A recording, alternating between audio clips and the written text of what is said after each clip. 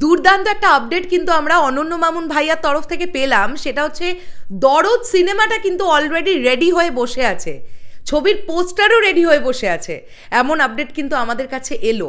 নমস্কার বন্ধুরা, আমি পৌশালী চলে এলাম আরও একটা নতুন ভিডিও নিয়ে।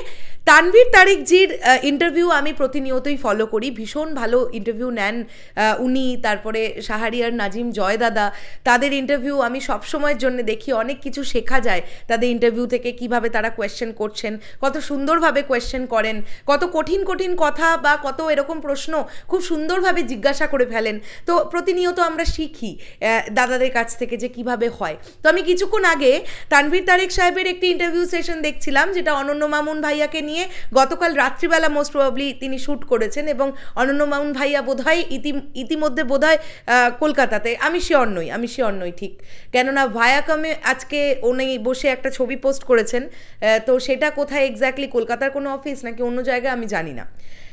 তো যেটা নিয়ে কথা হবে সেটা হচ্ছে অনন্য মামুন ভাইয়া কিন্তু বললেন যে দরদ কিন্তু রেডি, সিনেমাটা কিন্তু রেডি, এবং গতকাল তিনি একটি পোস্ট করেছিলেন যে তারা কিন্তু প্রিভিউ দেখেছেন, ছবিটা কিন্তু রেডি, না হলে প্রিভিউ কপি দেখা যায় না।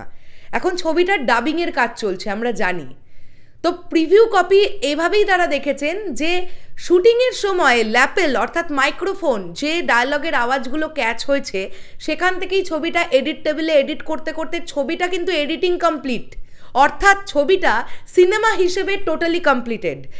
অনন্য মামুন ভাইয়ার কথার পরিপ্রেক্ষিতে আমি কিন্তু এই কথাটা বলছি, তিনি যেটা বললেন আমি সেটা শুনেই বলছি।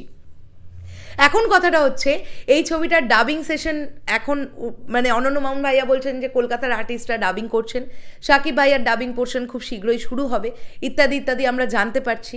তো ছবিটাও রেডি, ছবিটার পোস্টারও রেডি। অনন্য মামুন ভাইয়া যেটা বলছেন, আমি চাইলে দুম করে পোস্টার দিয়ে দিতে পারি, কিন্তু পোস্টারটা দিয়ে দেওয়ার পরে ছবিটার হাইপটা এখানে উঠবে, তখন যদি আমরা রিলিজ ডেট না ঘোষণা করতে পারি তখন ছবিটার হাইপটা আবার এখানে নেমে যাবে, যেটা টিম চাইছে না। আমি শুধু বলবো না এখানে মেকার্সরা চাইছেন না, অনেক সময় প্রডিউসার্সরাও ডিসাইড করেন যে কিভাবে এই ছবিটা আমরা কিভাবে প্রমোশন করব, ঠিক আছে? তো সেখান থেকে দাঁড়িয়ে মোস্ট প্রবাবলি টিম হয়তো চাইছে না যে এইভাবে ছবিটার প্রমোশন হোক, যে কারণের জন্য তারা সকলে একটুখানি ওয়েট করে আছে, আমরা দেখতে পাচ্ছি। তো আমার কথা হচ্ছে আমরা ওয়েট করতে রাজি আছি, আমরা অপেক্ষা করি।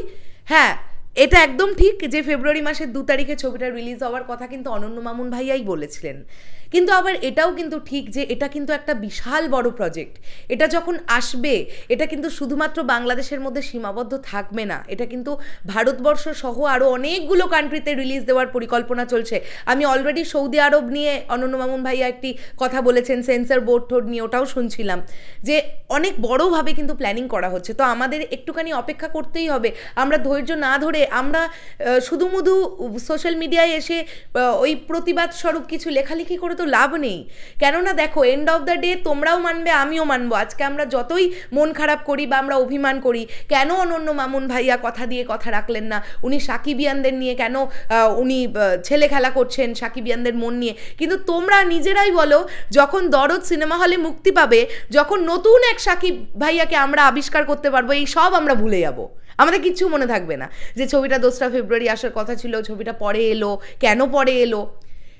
যেভাবে মেকার্সরা বা টিম প্ল্যান করছে সেভাবে যদি তারা প্রমোশন করতে পারেন, তোমরা দেখো সমস্ত আমাদের যা ক্ষোভ অভিমান যা জন্মেছে নিজেদের মধ্যে সব হাওয়ার মতন উড়ে যাবে, কিচ্ছু থাকবে না। কারণ আমরা সর্বোপরি চাই সিনেমাটা ভালো সিনেমা হোক, কেননা সেই সিনেমাটার নাম, হিরোর নাম হিসেবে কিন্তু মেগাস্টার শাকিব খানের নাম জড়িত, তাই সাকিবিয়ানরা এই মানুষটাকে ভালোবেসে সব কিছু তোমরা করতে পারো। আর আজকে সাকিব ভাইয়াকে এই জায়গাটাতে যে কাজটি নিয়ে এসে দাঁড় করিয়েছে, অর্থাৎ তার অভিনয়, তার তিনি আজকে সুপারস্টার হয়েছেন, মেগাস্টার হয়েছেন তার অ্যাক্টিং স্কিল দিয়ে, তো সেই ছবিটা যেন ভালো মাত্রায় হয়, ভালো গুণসম্পন্ন ছবি হয়, আমরা তো এটাই চাইবো, তাই না? তো এই ছিল এখনকার ভিডিও, তোমাদের কি বক্তব্য অবশ্যই কমেন্ট করে জানাও।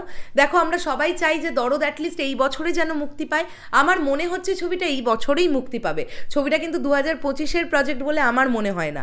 আমি দেখলাম অনেকেই কমেন্ট করছো এসে যে এই বছরে মুক্তি পাবে না, এই বছরে মুক্তি পাবে না, আমার সামহাউ মনে হচ্ছে এই বছরেই মুক্তি পাবে, সেটা হতে পারে তুফানের পরে মুক্তি পেল, ঠিক আছে, কিন্তু এই বছরের প্রজেক্ট এটা, এতদিন নিশ্চয়ই ফেলে রাখবে না টিম, কেননা একটা সিনেমার বাজেট লাগিয়ে প্রডিউসার্সরা 10 কোটি টাকার উপরে লাগিয়েছে, মানে তোমরা বুঝতে পারছো যতদিন না ছবিটা রিলিজ হবে টাকাটা কিন্তু আটকে আছে, ছবিটা রিলিজ হলে তবে টাকাটা উঠবে, তাই না?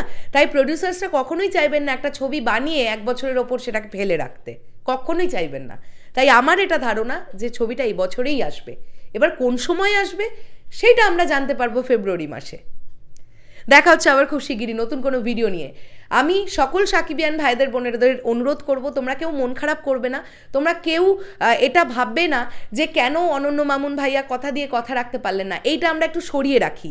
সরিয়ে রেখে আমরা এটা ভাবি যে দরদ যখন আসবে তখন দরদে দরদে ভরে উঠুক গোটা পৃথিবী, যাতে এত ভালো গল্পটা হয় এবং প্রত্যেকজন মানুষ যেন দরদ দিয়ে দরদ মুভিটা দেখেন। আসছি আবার খুব শিগগিরই নতুন কোনো ভিডিও নিয়ে, তাহলে এখনের জন্যে টাটা।